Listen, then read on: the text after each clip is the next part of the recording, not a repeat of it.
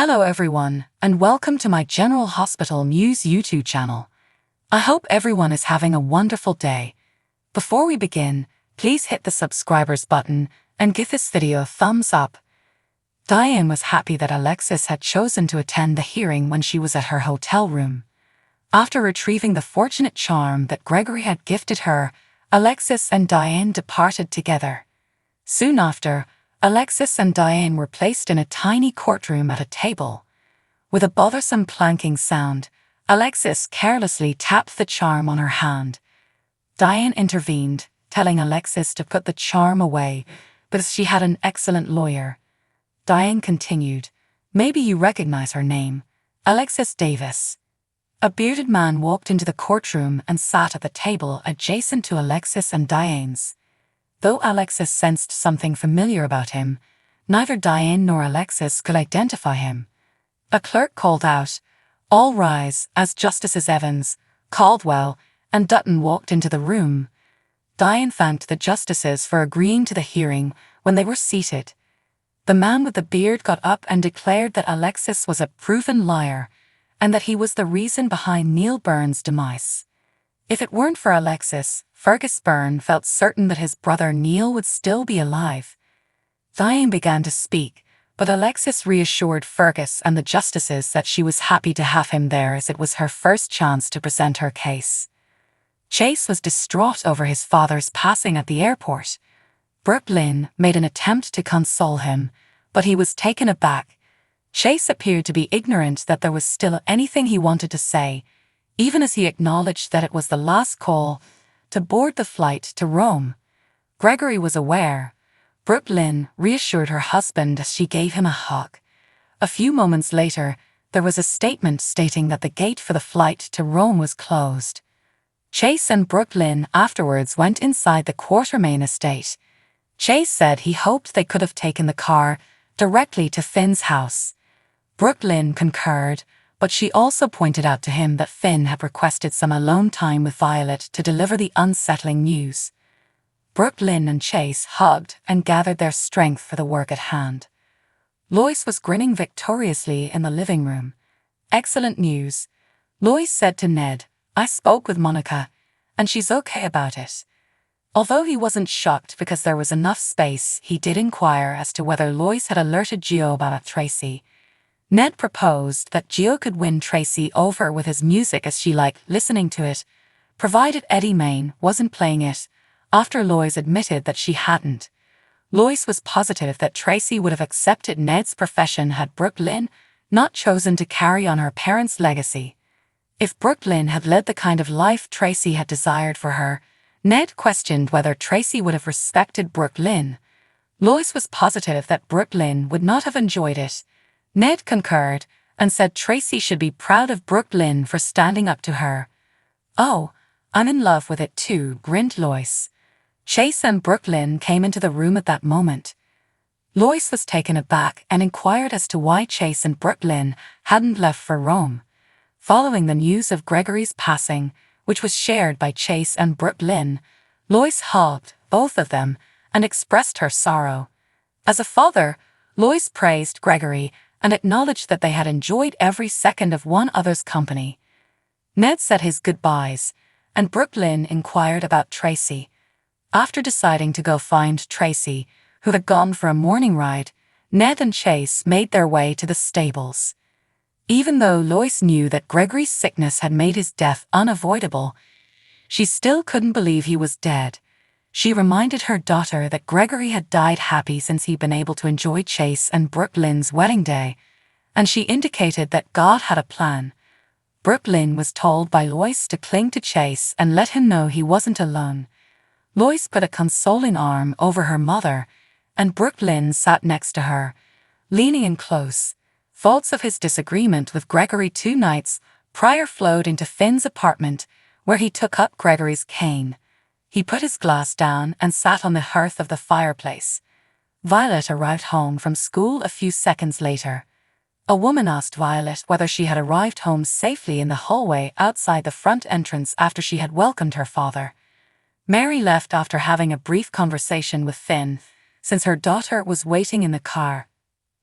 Violet requested if they might take a walk after picking up the bouquet she had caught and realizing that flowers like being outside. Violet said, "And if we don't go too far, we can tell Grandpa to come too." Violet was given a gentle reminder by Finn that Gregory had died while sleeping. He reassured her that her grandfather had gone asleep and had not woken up, therefore he had not been in pain. "That can happen." With fear in her voice, Violet questioned, though he swiftly reassured his daughter that it wouldn't happen to them both. Finn did bring up Gregory's illness to Violet's attention. Violet inquired about whether ALS had claimed Gregory's life. Finn said that it had, but he advised Violet to concentrate on her grandfather's remarkable life and their good fortune in having spent time with him. Violet sobbed, "No, I want Grandpa to be here still." Leaping to her feet, she hurried down the hallway while yelling for her grandfather. Violet chased after Finn, who caught up with her in Gregory's bedroom. With a despondent tone, she stood at the foot of Gregory's bed and inquired about her grandfather. Finn clarified that Gregory had been taken away by the paramedics. Violet was disappointed that she had not had time to say farewell, as he told Violet that if Gregory had known it would be their last hug, he would have given her a firm embrace. Finn's eyes welled with tears. Violet sobbed while Finn held her in his arms. Violet remembered hanging out in Bobby's diner with her grandfather. Violet was reassured by Finn that although life was lovely, it could also be unjust and terrible. "Life is so beautiful, it hurts sometimes," he stated. Violet gave her dad a hug. Then he took her into the living area, but paused upon seeing the booze bottle on the table. Violet wanted to know what would happen once Finn put her down. Finn mentioned that friends and family would be saying goodbye at a funeral in a few days. "But how do we say goodbye if he's not here?" Violet inquired. Finn clarified that they may do whatever was best for Violet, including praying, thinking about Gregory, or even talking out loud. Finn comforted her, telling her that her grandfather was with the angels. When she worried, he questioned if Gregory would go to paradise. Elizabeth's arrival cut short the conversation. She wrapped a tight arm around Violet and informed Finn that Chase had called with the news. Elizabeth went to hug Finn after Violet mentioned that he too needed a hug, but her eyes fell to the alcoholic glass on the fireplace. She stepped back, concerned, and gave Finn a serious glance. When she saw the booze bottle, her demeanor darkened. Violet was instructed by Elizabeth to the bedroom to manufacture a friendship bracelet for Aiden. Elizabeth questioned Finn about drinking once they were alone. She told him he could get himself to a meeting because she was taking Violet home with her. Finn answered, no. Violet would be staying with him. He made that clear. "Plus, I don't have to drive myself to a meeting," he said angrily. Elizabeth tried a different approach and begged Finn to allow her to assist him, but he refused. He claimed that nothing could heal him and reminded her that his father had passed away. Given that alcohol was the only thing that had kept him alive during the day, he was incensed to be told he couldn't.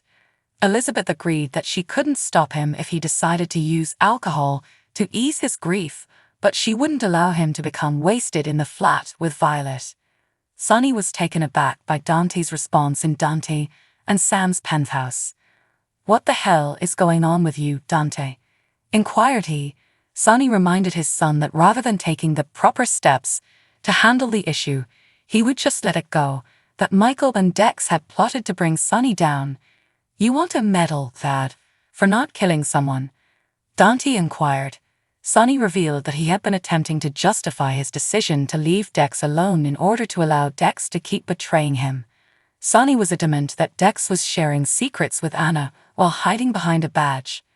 Sonny said that Dante didn't see it, but Dante acknowledged that Sonny was the only thing he could see clearly. "What does that mean?" Sonny inquired. Dante brought up the fact that Sonny had a lengthy history of violence, and that the attack on Dex wasn't an isolated event. "What are you accusing me of?" Sonny inquired. It was time to stop, Dante admitted, but he had turned a blind eye far too often. "Too many people are getting hurt, and if you don't do something to fix that, it's just going to get worse," Dante stated. Dante warned Sonny not to associate with Dex, because should something happen to Dex, Sonny would be the main suspect. Sonny was miffed by the council. Dante forewarned Sonny that if Dex chose to press charges, he would be unable to make amends with his family while incarcerated. Thanks for watching. If you like this video, so please don't forget to subscribe my channel and don't miss any update.